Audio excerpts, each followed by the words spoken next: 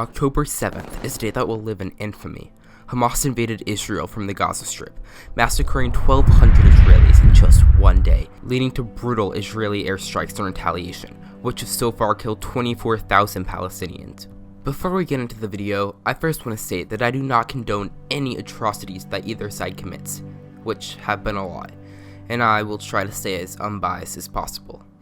Hamas claims that they invaded over long-built anger over Israeli policy and the treatment of Palestinians, but it goes much deeper than that.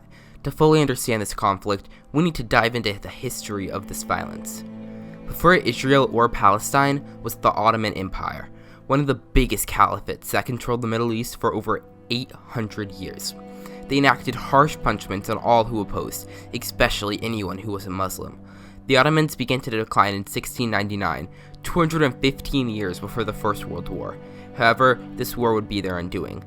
After the Great War, the Ottomans were partitioned by the British, the French, and the Turks. The area of Palestine fell under the rule of the British Empire. The same year, the British also published the Balfour Declaration, outlining the idea of a Jewish homeland in Palestine. This idea, coined as the term Zionism, gained momentum during the rise of anti-Semitism. Zionism was a growing belief among Israelis that many still didn't support, and it was this idea that began the violence between the Palestinians and the Israelis, who up to this time were able to coexist. In the early stages, the idea was to establish a Jewish homeland while respecting the rights of the Arab population in the region. The British Mandate for Palestine, authorized by the League of Nations in 1922, was intended to implement the principles outlined in the Balfour Declaration. The Treaty of Lausanne separated Ottoman entities, so the Ottomans who resided in Palestine were deemed Palestinians. They were fully implicated with the Palestinian Citizenship Order from 1925 until 1948, when the State of Israel was declared and Britain withdrew the mandate.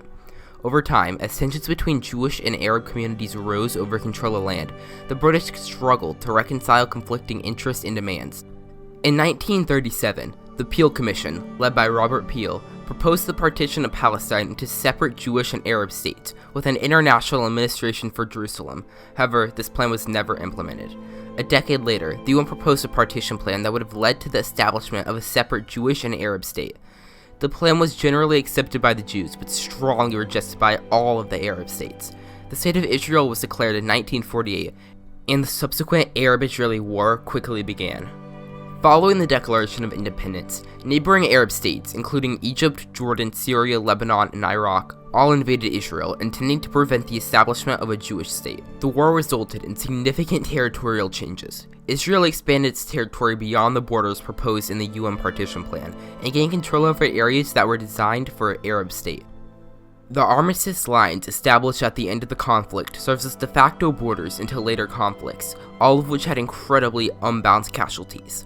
The next significant war was the Six-Day War, which erupted in 1967. Egypt began to militarize towards the Israeli border, which quickly led to Israel making preemptive strikes against Egypt, Syria, and Jordan.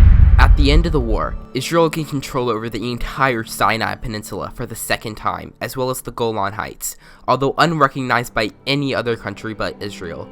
The Golan Heights is still an integral and strategic part of the country, allowing Israel to literally hold the high ground.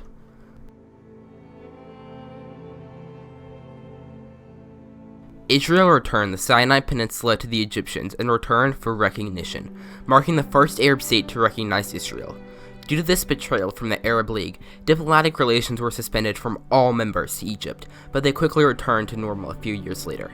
The Six-Day War also saw Israel capture the Gaza Strip, the West Bank, and East Jerusalem, placing over 1.5 million Palestinians under direct Israeli rule. This eventually led to the First Intifada, or the First Uprising, which lasted from 1987 to the early 1990s. One of the biggest triggers was that of a truck at one of the border crossings. A military truck crashed into a Palestinian car, killing 4. Palestinians carrying burdens of economic hardship and high unemployment under Israeli occupation, as well as rumors about the border incident, created mass anger and hatred towards the Israeli government, inciting the First Intifada. During the uprising, Palestinians commonly used non-lethal tactics, one of which was the famous stone throwing, which became a symbol of the resistance. The Israelis used tear gas, rubber bullets, as well as live ammunition. The First Intifada also led to the creation of Hamas as an organization. In 1988, the PLO recognized Israel's right to exist, something quickly denied by Hamas, which quickly split off from them. The next year, Hamas increased attacks against military and civilian targets, prompting Israel to arrest a large number of Hamas leaders, including Sheikh Ahmad Yassin, the founder. Hamas's relations and fundraising were set up in Amman, Jordan, in 1996, but they were forced out 3 years later. After searching, they moved to Damascus, Syria, but were once again forced to move to Doha, Qatar, after failing to help the Assad regime against their own uprisings. Tensions between Hamas and Fatah escalated over the years, reaching a critical point in 2006 when Hamas won a majority of Palestinian legislative elections. The international community, particularly the United States, the EU, the UN, and Russia, demanded that Hamas recognize Israel, renounce violence, and accept previous agreements, conditions that Hamas, adhering to its principles, did not fully meet. This led to a political standoff, with Fatah controlling the West Bank and Hamas governing the Gaza Strip.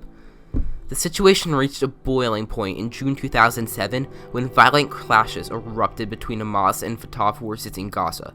The fighting resulted in Hamas taking control of the territory, effectively dividing the Palestinian territories into two separate entities, the West Bank under Fatah's rule and the Gaza Strip under Hamas.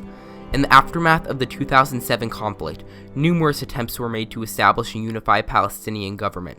However, issues ranging from governance structures to security arrangements and ideological differences hindered progress. The Gaza Strip faced a series of conflicts with Israel, leading to multiple military confrontations. Operation Cast Lead in 2008 and 2009, and Operation Protective Edge in 2014 were among the most significant conflicts, resulting in substantial casualties and infrastructure damage. These conflicts were characterized by rocket attacks from Gaza into Israel, and Israeli military response aimed at suppressing Hamas and other militant groups. The economic and humanitarian situation in Gaza Strip deteriorated significantly over the years, mostly due to an Israeli blockade and internal disputes between Hamas and Fatah. The blockade, in response to security concerns, severely restricted the movement of goods and people, contributing to high unemployment rates and low access to essential services for those in Gaza. The current situation is heartbreaking for both sides. Over 50% of Gaza's population is under the age of 18. In fact, this little area is the most dangerous place in the world for children, with more having died in the past 4 months than in every other conflict in the world during the past 3 years combined. In total, over 10,000 children have died due to Israeli attacks alone. On just October 7th, over 1,200 Israeli citizens have been massacred in the neighborhoods, hundreds of whom are just in their own homes or cars. Over 250 people are taken hostage, many of whom are presumed dead, in order for Hamas to be able to negotiate later down the line, which they have done multiple times already. Alongside that, take in these statistics. Only 24% of Palestinians support Hamas due to food insecurity, corruption, and allocating civilian supplies to the military, unresponsiveness, and failure to fix the economic troubles. Only 30% of Palestinians support Fatah due to their weakness and peacefulness with the Israeli government, as well as allowing over 450,000 Israeli settlers to live in their territory. So why did Hamas attack? It's simple. There's so many problems going on in Gaza, and all of these are attributed to Israel. So, in retaliation, Hamas decided to invade.